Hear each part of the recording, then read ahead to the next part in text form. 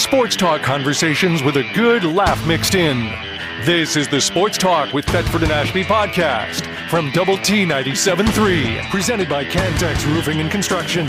I'm Mike Hebert, owner of Cantex Roofing and Construction. Every day is game day, and we'll get it right when it comes to your roofing, construction, windows, and mirrors. Call Cantex Roofing and Construction today. Together, we are one serving you. All right, welcome back to Sports Talk with Thetford and Ashby, and we've got the 2003 Coronado Mustang State Championship tennis team. Congratulations, y'all. I forgot to tell y'all in 2003. I didn't run into you. Thank you. Yeah. Better late than never. I know. Finally got you told.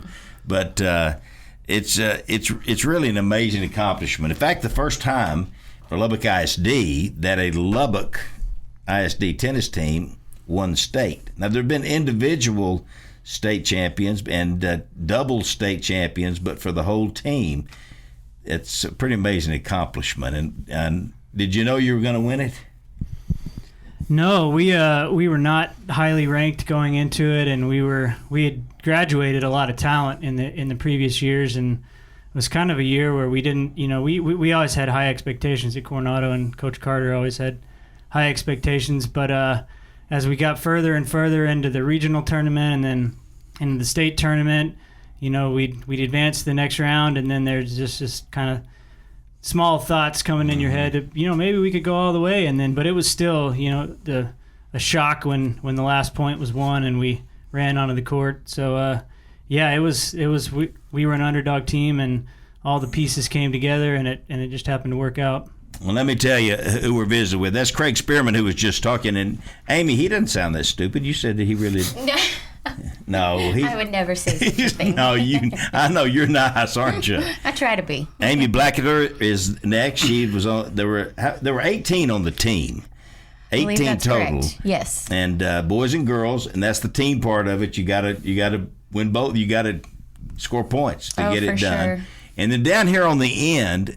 He was a sophomore that year, weren't you? Yeah, something like that. Yeah. Gil, sure. It's Coach Carter's son, Jim Carter and Mary, and they're both gone now. Boy, what great people. And wonderful. Gil, I'm so glad you're plugged in. And Stacy's going to be there tonight She'll too, be there right? Tonight. Looking forward to your it. sister. This was his last wish, so it means a lot to us. Well, what a great coach he was. There's just a few coaches that have gone through Lubbock ISD that you just go, this person's different. And Jim Carter was one of those few. Bobby Magels, and he'll be in here in a little bit. And but there's been a few that have gone through. But really proud of you and what you accomplished. I've got y'all's results down in the finals, and also that state championship year. Amy, you can address this. 29-1. Wow. Did you? I don't think I realized that. No. Well, congratulations. No, not at all. You didn't know y'all were 29-1. You know who you lost to? I think it was was it a Wichita Falls team? It was Wichita Falls. I vaguely remember that. Good memory. I think Coach slammed a clipboard and chewed us out or something for that. I vaguely remember something like that. After one. Threw his hat. Y'all got beat 10-9. Wow, that's 10-9. 29-1 on the year. I think I do remember that, and I'm pretty sure I was the last one on there, and I'm pretty sure I lost that last match, but... So it was your fault? It's kind of, yeah. Yeah. No, you probably weren't. It's possible, but that's too far Can y'all ago. remember the last match at state? Who was playing? Absolutely. Was it doubles? It was Carolyn Key. Okay. She was playing singles, and I think at this point she may have been just the last match on.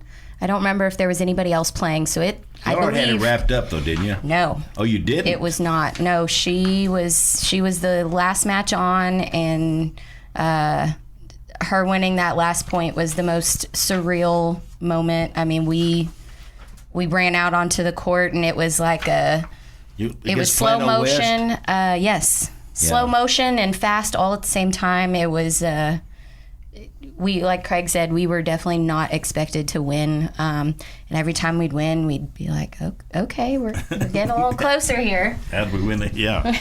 She had a pretty big lead, and she was kind of working this girl over pretty good. But the thing about tennis is you can't ice the clock. You got to win that last point, and even if she would lose a point, we would all start to get nervous because we got a taste that we could win, and then she'd lose a point, and we'd be like, oh my gosh, this girl could come back, and it could, it's harder when you get a taste and think you might lose it than when you don't expect to win. But like Amy said, we were all perched on the fence, and she won the final point, and we ran out there, and Coach still kind of kept us subdued, and wanted us to go shake hands and be sportsmanlike, and he never let on emotion too much. And no, he didn't. If she lost that game, did y'all finish second?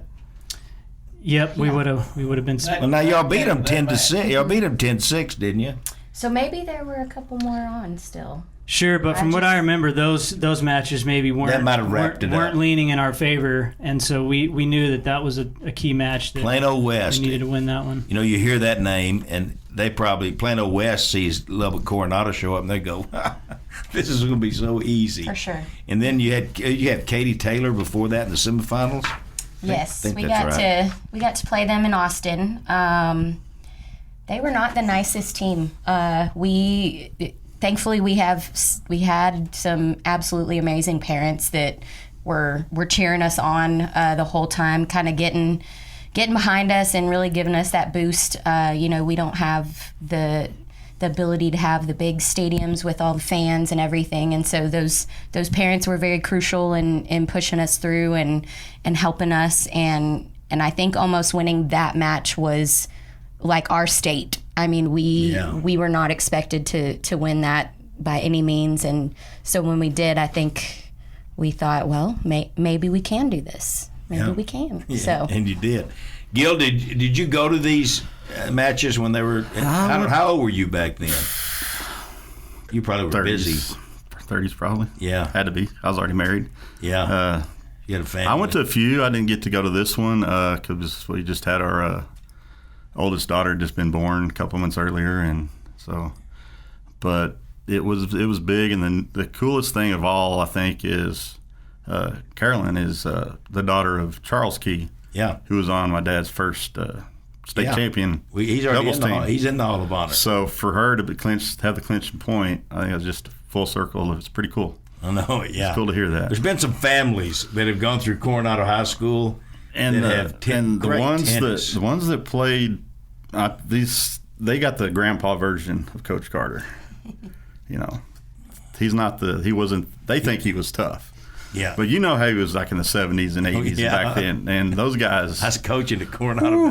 I mean, they didn't get away with it much, no. But like when our daughter was born, there's a picture of him getting off the bus. I had to walk on the bus and hand her to him, so he could walk off the bus with her. And when she was born, she was never out of his hands at tennis matches. He totally changed. So they got the grandpa version. They think they have the tough version, but they got the easy version. Didn't feel like it, that's for sure. He was tough. He was a tough coach. He was, and I think it's what a lot of us needed without us realizing. We talked about him in the locker rooms and hated things he did, but now looking back, it was absolutely what we needed at that time, and we're so thankful for it. Yeah. Yeah, as a male tennis player in the early 2000s, our idols were Roger Federer and Nadal and Agassi, and all those guys had long hair and they wore long shorts, and Coach ordered us the shortest shorts you could get, and he'd monitor our hair. If it was touching your ears, he'd call you into the office, and man, we hated that. But I got here 15 minutes early today because that's been ingrained in me from those days. I was late a couple times, and it's not fun. I did get a haircut. You've never had long hair, have you? I had a long, scraggly beard about 24 hours ago, and I really shaved my beard and got a nice haircut. And so now you're living in Colorado now, so you're probably your own drugs and other things. Something like that, yeah. I sobered up for this interview though enough. So Craig's always, he played Little League with us, and he was always such a great little competitor and a great little athlete, and I say little, not in you were feisty. You were. I was little, yeah. But and you always were clean cut. I'm sure you're still carrying the torch. But did he treat the boys different than the girls? He was hard on them. I feel like his expectations of them. I mean, he had that military style coaching, and Gil said something about we got the grandpa version, and I can't imagine the tougher version. But he was very tough on the guys. Had high expectations for us girls as well too. But I think the guys he may have set the bar a little higher for them. Now y'all had 4 captains. Both of y'all were captains, is that Correct. right? And Kurt Pessa was a captain. Kind of interesting about Kurt Pessa, he went and he played for Coach Dudley. He played baseball too, and which is, you don't normally see that, but he was a great player. Oh, he was amazing. Yeah. So he'd play with us in the fall, and then we'd lose him in the spring for individual season, and he'd go play baseball and come back in the fall like nothing. And your other captain was Ashley Stallings. Ashley Stallings. Stallings. Yep. Something neat about the 4 of us. We all started as freshmen. This was back when 9th grade was still in the junior highs. Yeah. So the high schools would pull up 4 freshmen, and so the 4 of us were the 4 that were lucky enough to be brought up and play up at high school. So our last period of the day, our parents would pick us up and take us to Coronado, and we felt pretty cool. Parents are a big deal, and I've heard that about this team, that the parents were as much a team as the team. It was kind of a whole family atmosphere going on with Coronado, and it was. Let me ask Gil something. Gil, what kind of version did you get at home when you were a kid? Oh, I got the military. It was. What did he do? I didn't play tennis very long, but I was playing a tournament in Denver City. I've got a bad temper, and my racket might have hit the court. And all of a sudden, I just hear this voice stand up in the middle of about 100 people and told me if my racket touched the court, he was going to jerk my butt right off in front of everybody. And that's the kind of stuff I had to deal with. And weekends, I was up at 7 mowing the yard. There was no sleeping in. There was. How was Mary? How was your mom?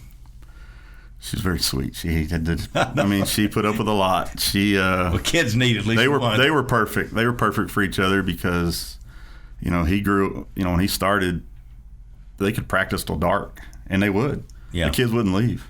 We'd have dinner at 8:30, 9 o'clock at night because that's when they decided to quit playing. And she loved it. She was great she loved the kids, and they were a great team. They really were a great team. And they loved each other. Oh, it was very evident just being around years them. And it was good because she raised us for a lot of years. It was just her because he was always gone. Because back in those days, coaches and the parents drove the kids to tournaments. They didn't have the buses, so these kids had it easy. They just don't realize it. The charter buses with the TVs and But you had to listen to his stuff, didn't you, on the bus? Probably watch his movies, listen to his music. I'm sure. Yes, we did. Yep. We Amy had mentioned that we were all freshmen when we started playing, and we were 14 years old, so we couldn't drive, and so my mom would still have to pick me up from tennis practice, and she was late one time herself picking me up, busy with work and stuff, and Coach kind of gave her a look saying, "You better be on time too," He every year he had everybody in shape. He had a meeting with the team, and then he had a meeting with the parents. Yeah. He said that the kids had their rules, the parents had their rules, and they had to follow them. He didn't take any. Parents couldn't get out of line. If they did, he didn't care. He took care of it. Well, one of the toughest things for coaches is dealing with parents. It really is. And guys like Coach Carter, he sets the standard early, and you don't really, parents know. I'm not going up here to. The funny thing is when parents used to drive cars, take the team. It'd be like 3 or 4, following him. Well, my dad drove the speed limit. It was 55 back then. Man, he might hit 55. They were not allowed to pass him. They had to stay behind him. What a horrible deal. And the funniest thing, there's a few times I was with him on the last tournament of the year. As soon as, and it's usually in Abilene at regionals or something, as soon as the match was over, had the last team dinner, get on the interstate, every one of those parents would fly by him They just did this biggest smile on their face because they thought it was so cool they could finally pass Coach Carter. And they looked like kids. I mean, just smiling. And whoever was stuck in his car, he just got home about an hour later than the rest of them. Yeah. So. Of course, Jim Carter was in the inaugural class of the Lubbock ISD Athletic Hall of Honor as the head coach of the Coronado Mustangs, and as well he should be, with an amazing career as a coach. I'm telling you, an amazing man, and we're proud. That was in 2011. It's hard to believe now it's 2025, and look at the quality of people we have. And we got a bunch more. Yeah. I mean, there's so many great athletes and teams and that we have gone through Lubbock ISD. This 2003 state champion tennis team, the first ever for Lubbock ISD as a team to win a championship. I know y'all got to be proud of that. Yeah, and I think one of the coolest things for us was Coach Carter was obviously a legend. Before we even got to the school, and he had an impeccable resume, but that team title had always eluded him. So for us to be able to get that for him was extra special. Yeah, it really was. The was it fun? Was it? We made it fun. Okay. We made it fun. I would say that our chemistry just as a whole was amazing. I know the guys were extremely close. Us girls were very close as well. Of course, you probably have your little bickering moments of different things, but I would say as a whole we were like a family, and we stood up for each other, we fought for each other, and I think that had a big role in all of it coming together at the end, just all fighting for that same goal. That's great. We're going to take a break here. I wanted to. Craig wasn't coming originally, and don't talk about it now. But we'll talk about it when we get back. But he showed up. He did. And we'll talk about who's here. And I know not everybody could come. We'll be right back with the 2003 state champion Coronado Tennis team. Sports talk conversations with a good laugh mixed in. This is the Sports Talk with Thetford and Ashby podcast from Double T 97.3, presented by Cantex Roofing and Construction. This is all over the world, this show. Yeah, can be. Oh, really? Yeah, on the internet. Can be. And on the app you could listen. But anyway, we've got the 1981 state championship Monterey High School baseball team, and it took a long time and a lot of effort with all the rain in Austin. We played in Austin back then. We did. Yeah. 6 days down there. Now they go to Round Rock or somewhere. Dale Diamond. Dale Diamond, yeah. Travis Walden's up here too, and All right, Travis, what do you remember? Because what I remember about Travis was he was scrawny, and he had like Osgood Slaughter or something, and he finally He had diseases. firmed up. Yeah, we were talking about that last night. We used to have to run those quarters, and you had to run until you won one. I was the last one every time. Because I couldn't win one. It wasn't going to happen, was it? Oh, my knees were so so bad. everybody was looking for you. Oh, yeah. Coach Mayo said, "Don't brother-in-law." And I had so many people want to run with me because they knew they could beat me. You ran quarters? Oh, bleachers and quarters, Yeah. those competition quarters. Shankle always tells a story about he was running us to death, and Shankle's down on a knee or something, and Coach Mayo said, "Hey, Jimmy, don't worry about it. You'll pass out before you die."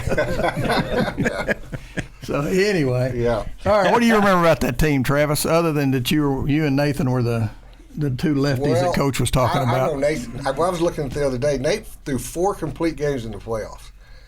Four complete games. And he's the only pitcher to ever be undefeated at Monterey. Yeah, 18-0. He did great. What I thought was interesting was how, like everybody's talking about, we just had a team. Every team I've ever coached since then, I always try to model it after that team, just because everybody had a role, and if you did your job, then that next guy could do his job. Then everybody, and like I said, it just fell into place. We were 38-4. Y'all were 36-4. Weren't y'all? Yeah, that was the most wins before, and we were 38-4. But it was I think you're thinking of Shankle's bunch. Oh, yeah, that was the year after I graduated. Okay, they were like 36-4. Yeah, because that was the most wins before that. But yeah, everybody had a role, and everybody just did what they're supposed to do. And it, like Scott was saying last night, it all kind of fell in pretty easily. I mean, we were winning games, and we would just go in there thinking we were going to win. And I guess the best thing that happened to us was when Louisville beat Midland Lee, because we had 4 losses, and they beat us twice in the Tournament of Champions.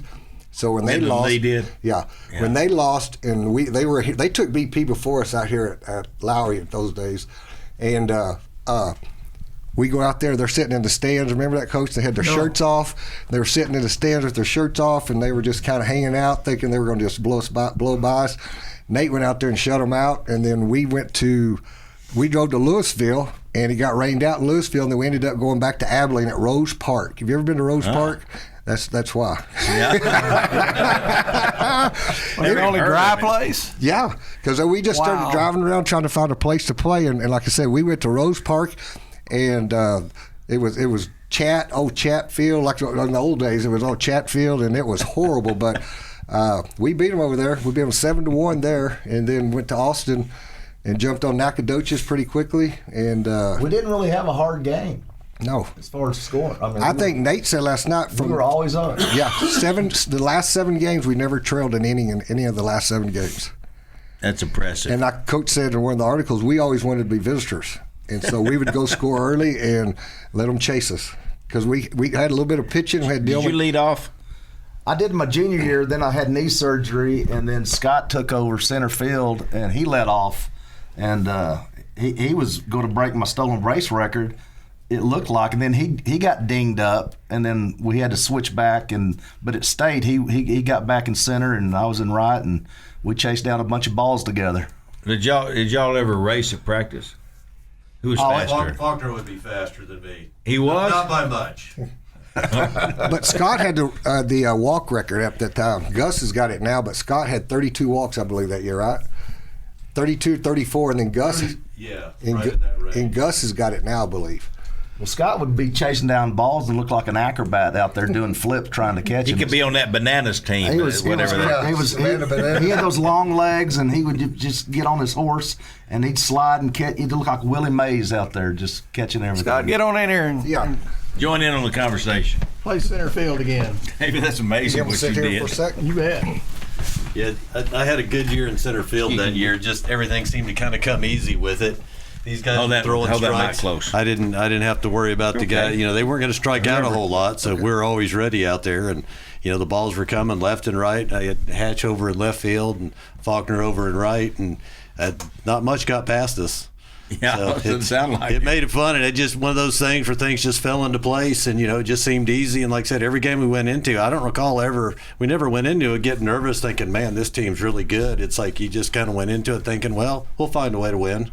Well, and for Coach Magel, that he tells the story about Donnie Moore, who y'all all know who Donnie Moore is, and what a great pitcher he was. But that state championship game, Coach, where he called you out to the mound, and he says, "Come out here," and he says, "Tell him what he said." I'm nervous.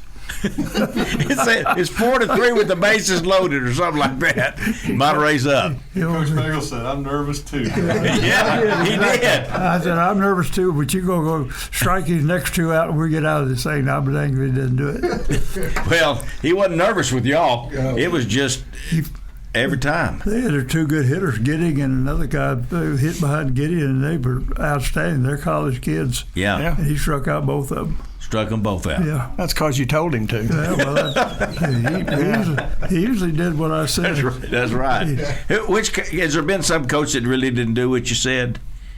Players? Yeah. Oh, I ran them off. Oh, yeah. He just ran 3 off our 81 team. That's the truth. I did. No, you messed with them. No, I didn't mess with them. Well, I always said he ran off during our little time there a team that could have won district. Yeah. They couldn't have beat us, but they could have finished second in district. Well, we had he didn't run them off. We had such a great feeder system of all the kids starting off with me at camp. Yeah. And I knew who was coming on. How many of y'all went to camp with Coach Bagel? Everybody went to camp, and I just knew exactly what was coming and what was going. And if a guy didn't want to be a part of it or he wanted to try to run it, I just get rid of him. Get me another one. He was just good. You talked to him nice, though, didn't you, Coach? Not really. You said in that nice Megal way. I just don't think it's going to work out. You know, I went when I was a senior at Monterey. When I was a sophomore at Monterey, I was going to go play baseball after basketball. So I go over there, and it rained outside. You don't even remember this. We're in the girls' gym.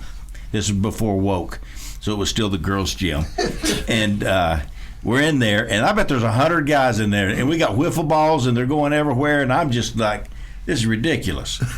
And so I went up to Coach Megal after that one practice in the girls. I said, Coach, I think I'm going back to basketball. He says, I think that's a good idea. He just begged me to stay. All right, Travis, y'all have a Coach Megal story? Your favorite Coach Megal story? Well, let's see here. 'Cause everybody's got one. You know, I coached with him for 6 years. And that's so right. From 88 to 94. And probably my best favorite Coach Megal story is that we played Coronado out here to go to Austin. And they beat us. This is a funny deal. Coronado wanted to play all 3 games at Tech. And Coach Megal said, well, if that's going to be your home park, Midland's going to be ours. And so they were like, what? He goes, if you pick Tech, we're going to pick Midland, or Lowry Field's going to be our home game. And so they flipped it or whatever. We won the flip. So we played 2 at home. But first game, we got beat by Coronado at home. And then we were out at we were out at Tech, and we were getting beat like 4-1 going into like the 5th or something. And then one of our players, Carmichael, did something kind of interesting and then kind of turned the momentum of the game. We won that game. And then we came back to Lowry. And I don't know if you remember that. Remember when they put the bleachers all the way down the fence, all the way around the road, all the way up. They said that series there was 5,000 people. I was out there. Yeah, it was. Carmichael was one of the nastiest hat that ever was worn in baseball. Yes. And so, but we won that. We came back and we won that game. And one of my favorite stories is after the game, Coach and I went over and gave him a big old hug, lifted him up, was like, man. Because every series we lost the first game of the series and had to come back. We played Permian and lost the first game of the series, had to come back. Played Midland Lee, first game of the series, had to come back. We played El Paso out here, and we were down, and we actually had to come back to win that one. And then we went to Hardin Simmons and went like 11. Carmichael threw like 11 innings, and we beat them 2-1. Guy threw a guy at the plate. I mean, it was just a grind. And then when we got to Austin after that, we were burnt. I remember sitting in that locker room before the game, and I was no nerves whatsoever. I was just like, we left it. I hate to say it, but we left it at Lowry Field that day. So it wasn't a great game, but we got there. But that was one of my favorites. How was it coaching with him? Well, you know, honestly, so the first year, this is funny. If you dare. The first year, part of the first year, man, he used to chew on me like he chewed on me as a player, you know?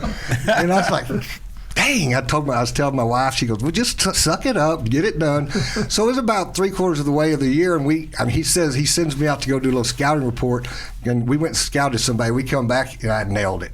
And so after that, he and I we were always talking. It was a good deal, but you know, he wanted me to earn my stripes, and so he wasn't just going to give me just say you're a coach. Yeah, you got to earn it, and that's kind of like a lot of these kids nowadays. Everywhere they go, they think as soon as they step in, they're already a partner. But all right, 81 team. Who was the assistant coach? Wyman Raper. And we couldn't find him, could we? No. Nate, you never. Travis, your memory is good. Well, you know, I can't even remember these guys. It's like that book that they wrote. Gus wrote that book on you, and well, I sat in the bus with you for 6 years riding around, and you told. I know everything about everybody. Yeah, and you so do. you told me for 6 years everything, and I'll never forget this. I asked you one time, I said, Coach, why do we run them so much after practice? He says, I told the guys last night, he goes, to reestablish authority every day. When they walk off this field, I want them and their parents to know that I run the show. So everywhere I went. said that. Huh? Well, till he gets home, he's running the show. And so when I coach my little teams, I do the same thing.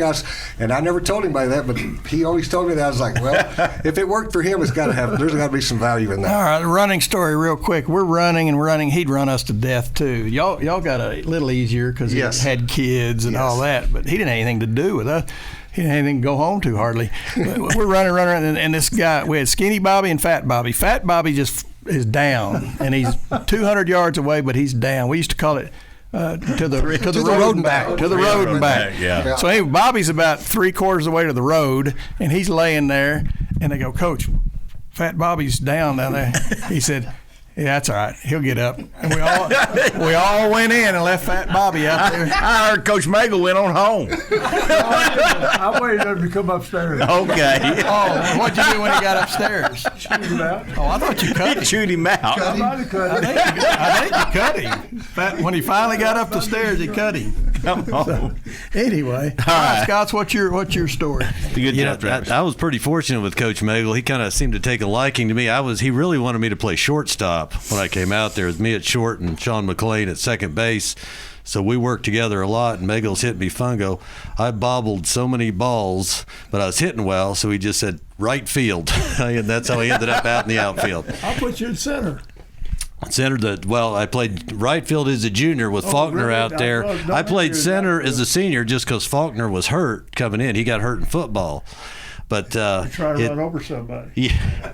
And then when he came back, because he reminded me of that few times that I stole his position. Because when he came back, I stayed in center. I made a couple nice catches, and I think that Magel was like, "Hey, we'll just leave him there." It worked out well for us for the rest of the year. You guys can all run now.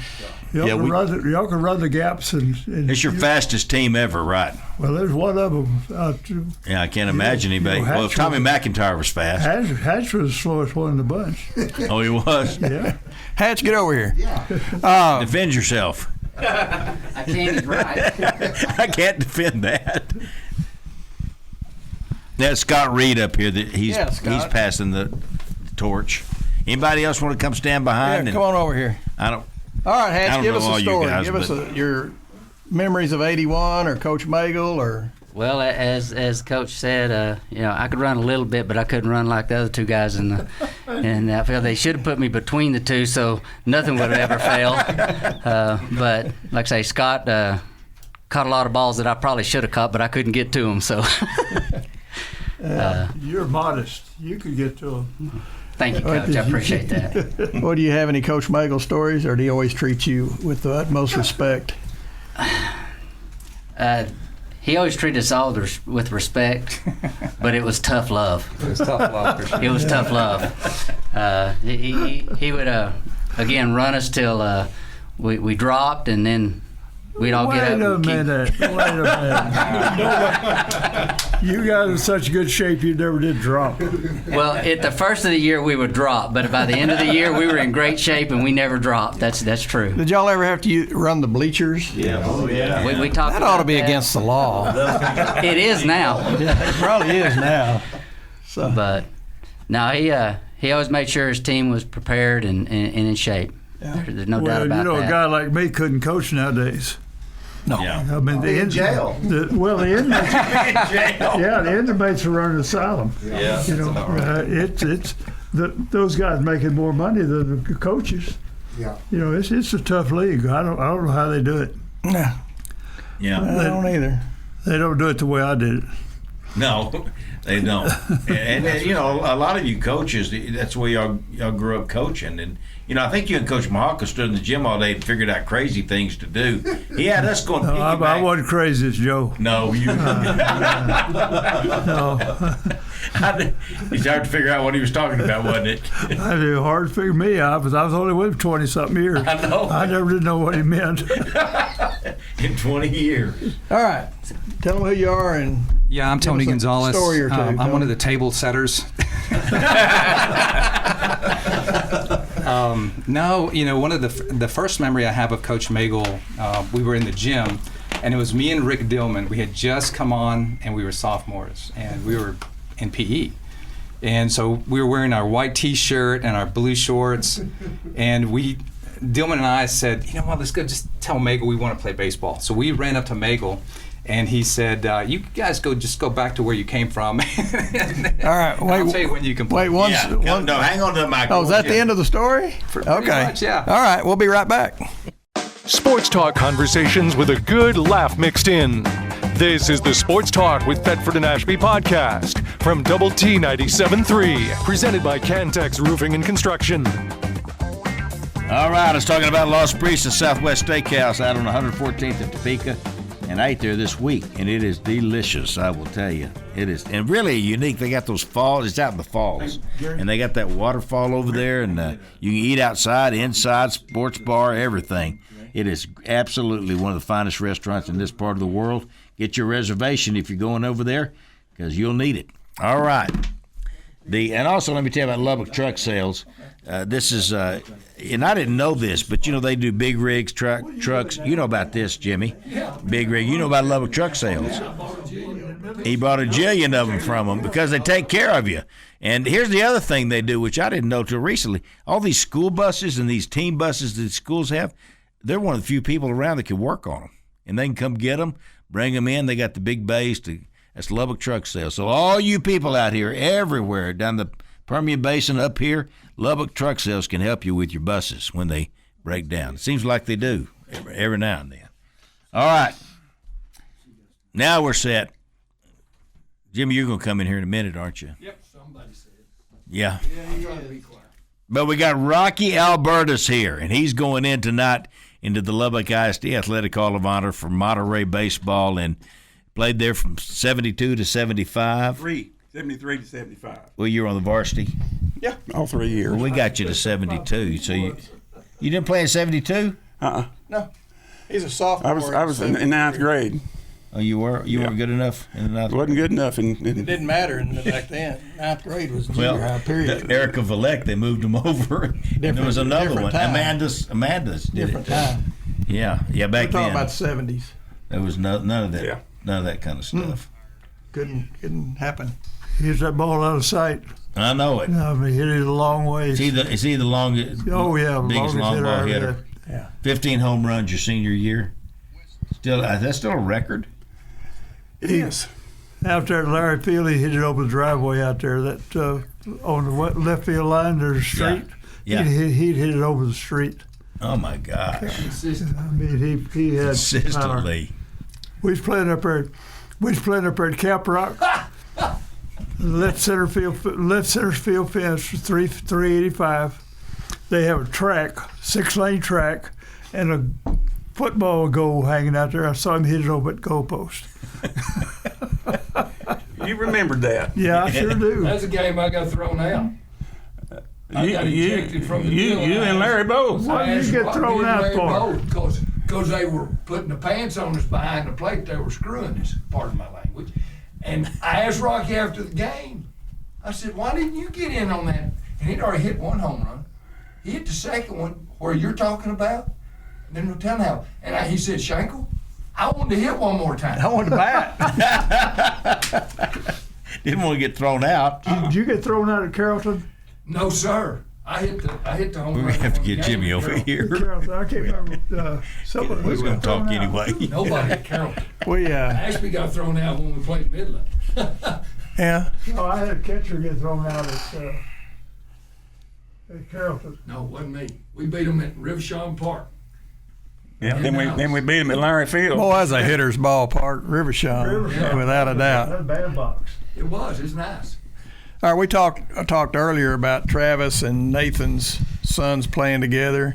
Me and my son played at Monterey, but you played after your brother was there, and your brother was an extremely good first baseman. And your dad, I remember your dad being a very tough man. Do you remember that part? Every once in a while, yeah. Fairly tough fella.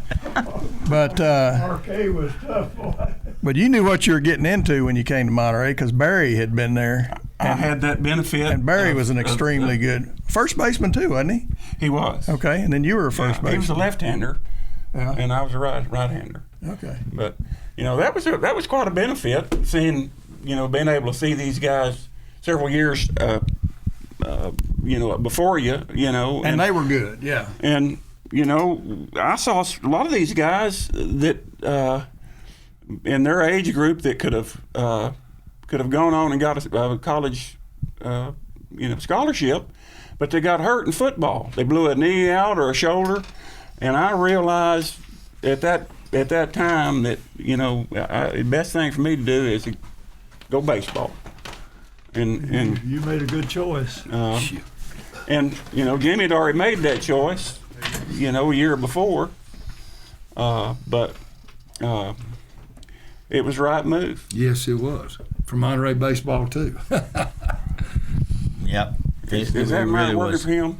What now? Is that Mike going to work for him? Yeah, that Mike will work, Jim. Okay. Especially for Shankle, it will. Yeah. And Coach Magel, we can hear you good. I'm listening when y'all talking to I that. don't have Silver. much to say when I get with this group. Well, Listen to you.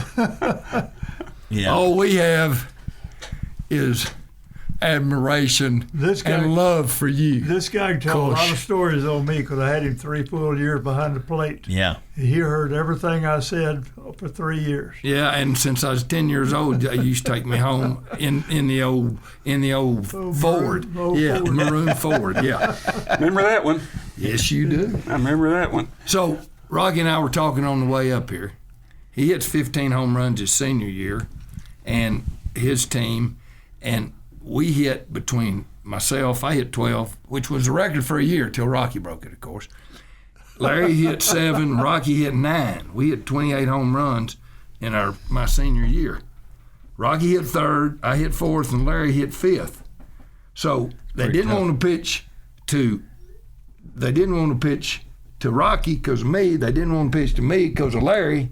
And then Larry got the tail end, and he still hit like 440, whatever it was. Yeah. But offensively, so we were talking about all those home runs, and Rocky's has a theory about those home runs. What is it? Well, you got us using those lead pipes or steel pipes. We would hit little golf balls, and we got where we'd ruin those, so we'd do tape balls. Yeah. And Jimmy and me, his senior year, in whatever that class was, we all went baseball class. We'd spend hours hitting those things with that lead pipe up in the locker room. I'm gonna tell you what, that did more for us. Boy, that tape ball would move too, wouldn't it? Yes, it would. You just wanted to be able to dodge it after he hit it because it would hurt. Well, both of us, we benefited tremendously from that. Well, I always worried about using those steel rods if somebody let one go. Yeah. I was always worried about that. Well, that was legitimate because they're pretty heavy, Yeah, and we were about the only ones that used them. We were the only ones that used them. That's right, me and him. And that's every day up there in that locker. Well, they're not hitting home runs. I still do games all the time. They ain't hitting home runs anymore. I mean, like they'll have one. A whole team will have one for the year or two. I'm like, what happened? What happened? Did they move the? They didn't move the fences back. No, the fields are still the same. I know. They're just not hitting home runs. I don't know. We was using a 35-inch, 34-ounce Adirondack big stick. That was the first ones that came out after we had that dadgum lead pipe Worth that was a 34-39. You'd go up there like this because it was so heavy. But we used that for 2 full years. And then Rocky's junior year, my senior year, we had those Adirondack. He still got one at home. Yep. And I think that helped because it had some whip and had a little more. Yeah. Yeah. Well, something's changed. I don't know what it is. Put some torque. They're not hitting home runs anymore. I don't know what it is. Probably that one home run they got was inside the park. I think it used the metal bat down too. They did. I don't think it's souped up like it was. Not like in the 80s. Oh my goodness. Those are I fun. remember I had a guy from Kansas City call me, and he had a first aluminum bat made, and he called me and wanted to know if we could use it in high school. Well, they didn't have any rules back then. I said, yeah, we can use it. It was called an Instructo. That's, Indestructo. Indestructo. It weighed 38 ounces. That's right. And I put all these kids on that thing. We'd go to the ballpark. We'd have two wooden bats to bunt with, and we had one metal bat. That's all we carried. For the whole team for 2 years. Everybody used it for 2 years. That's right. In his locker. Yeah. For that bat. I've seen your space in 2 years. Yeah. And I used to have to catch batting practice, and we had this. You remember that Worth that was about this color? That old golden Worth that Glenn Yarbrough, only guy that was, and he'd get in there and ping, it would ring your ears like nobody's business. So we told a story about Rockies hitting that ball to Caprock. I don't know, 450. This guy right here, in my estimation, no doubt, no way, no how, best hitter in Lubbock, Texas in the high school ranks ever. Best hitter. Rocky, they don't remember this, but your senior year, I made you pitch. You did. In fact, Jimmy and I. You were a good pitcher. 10-2. Jimmy and I were just talking about that out in his car. I said, Coach Magel came up to me and said, "Hey, what do you think about pitching?" And I said, "Whatever we need." Yeah. Got through high 80s and 90 from first base to home. He could bring it. Well, Rocky's always big kid, big kid. Yeah. And RK was his right. Rocky missed out on 2 state championships. He did push me. In Little League and Pony League, because he liked climbing trees. He broke his arm. His 11-year-old year, we win the state championship my 12-year-old year. Yeah. And then when we were 14, he did the same dadgum thing when he was 13 because he'd been an all-star on that team. Again? Yeah, he'd been our first baseman 2 years, and he broke his arm twice. That broken arm wasn't near as bad as my dad. Is that butt whipping? What? I got no sympathy on those. No, man, that guy was something. Yeah, he's tough. He was tough. But all you guys' dads were 100%. 100%.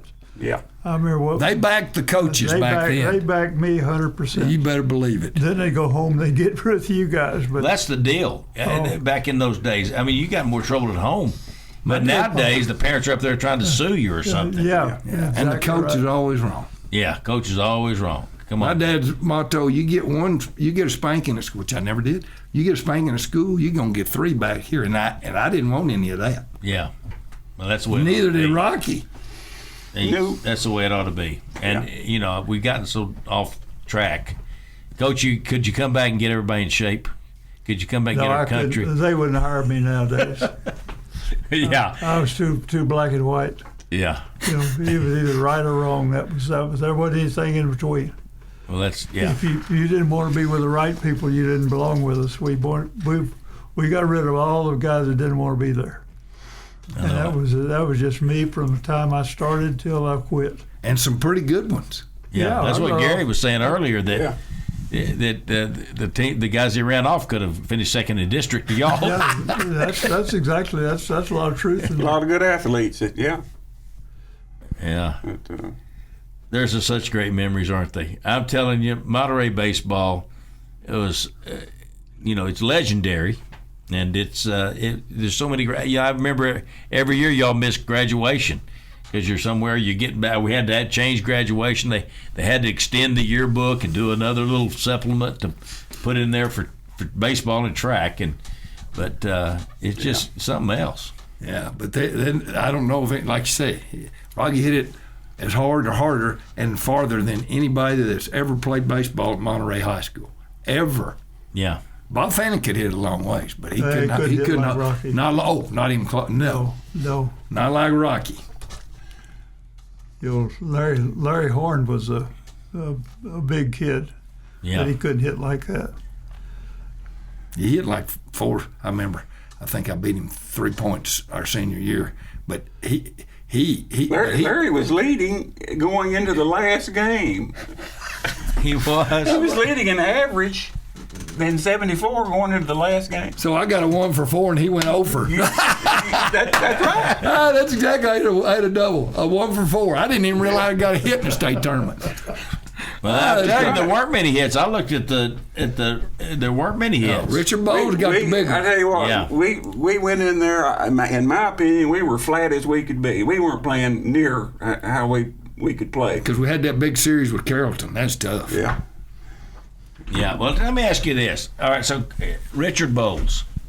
Now, what is he doing now? Is he like singing or something? No. He's singing.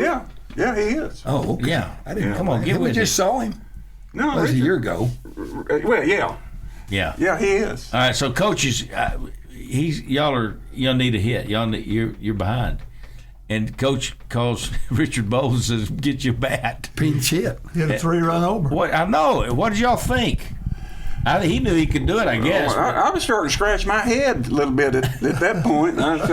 Time out, coach.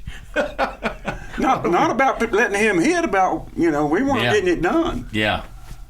I couldn't believe he hit a 3-run homer to win the ball game. Well, he did. He sure did. That's about as dramatic as it gets right there. And Marlon Hamilton tells the story that Richard Bowles had a dream, and he was like saying, here's the pitch. The Bowles and the 3-run home run, he actually goes through the deal, right, Rocky? That's what Marlon said. I guess he was in the room with him. When he was a kid? When he was at that state tournament. Oh, he went through it the night before. He was up in his room. The night before. And yeah. And did you know that, Coach? You probably got word. Marlon told us that the last year. And it was the 3-run homer. Yeah. Yeah. Don Boulder said, you ain't even going to play. What are you talking about? He didn't play, but he pinched hit. That was his only swing in the state tournament. Yeah. A 3-run homer to win it. Yeah. You've been listening to the Sports Talk with Thetford and Ashby podcast from Double T 97.3. Catch the show live Saturday mornings from 9 to noon on Double T 97.3 FM or on the Double T 97.3 mobile app.